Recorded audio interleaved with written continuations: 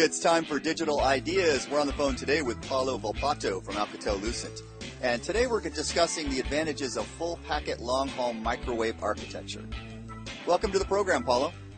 So, hi Mike, thank you for inviting me. It's my pleasure being here. All right, so what's the full-packet long-haul microwave system? Well, so that may appear as an obvious question, but it actually gives me the opportunity to introduce the basics of microwave long-haul transmission. Microwave long-haul transport networks are typically used to extend optical transport networks in areas where optical fiber is either too difficult or too costly to deploy. In many cases, these types of networks still leverage TDM technology if there hasn't been a mobile evolution to HSPA Plus or LTE to drive network investment upgrades to packet-based technology. However, even though long-haul microwave networks might be lagging behind mobile backhaul in the transition to packet, that change is imminent. Services of all types continue to transition from TDM to packet, and increased capacity is demanded from microwave networks to support more IP packet-based services and applications. So depending on the user and the network application, long-haul networks can range from relatively low capacity, let's say a few hundred megabit per second, to extremely high capacity, supporting multiple gigabit per second channels. We at Alcatel-Lucent are particularly proud of the long-haul version of the 9500 microwave packet radio, so the so-called MPR, launched a year ago. Since that time, it has fulfilled market expectations. It has shown to be the most scalable system in the long-haul segment. Its multi-channel engine is unmatched on the market, as it achieves up to 10 gigabit per second, and that's field proven.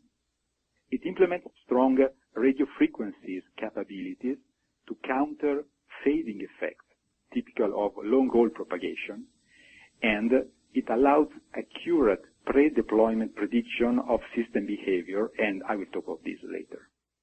Okay, and when we think about the operator, what are the benefits for them? Well, full-packet long-haul microwave makes a lot of business sense, reducing cost while improving performance.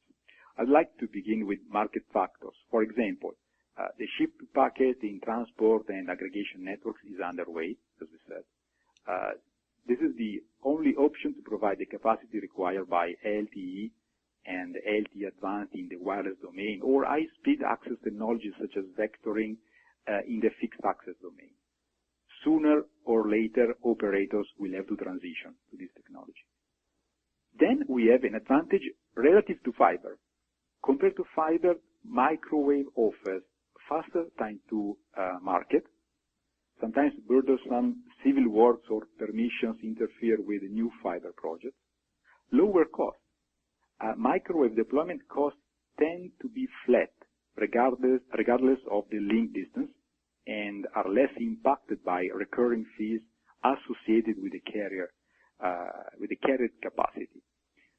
Greater flexibility. Traffic changes can be accommodated through a simple spectrum reallocation, and those are, let's say, high-level examples. Speaking of examples, Paulo, can you give us an example of an operator using the product today?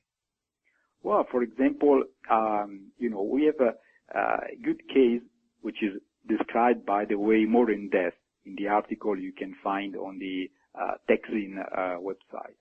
So we had a convergent fixed and mobile European operator that wanted to upgrade a legacy installation based on existing 2+1 link over the Mediterranean Sea.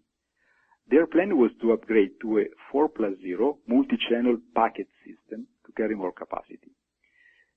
Being a 65 kilometer long link over the sea, multipath fading effect is present, so strong counter mechanisms were requested.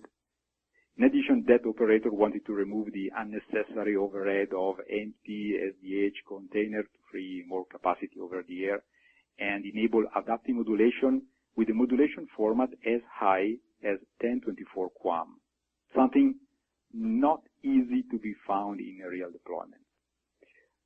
So, first, we did a predictive analysis to understand the theoretical performance of such a system.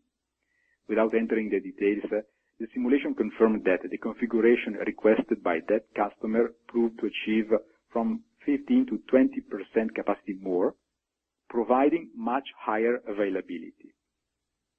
When we moved to field installation, the behavior of our long-haul version of the 9500 NPR was perfectly in line with what the simulation predicted.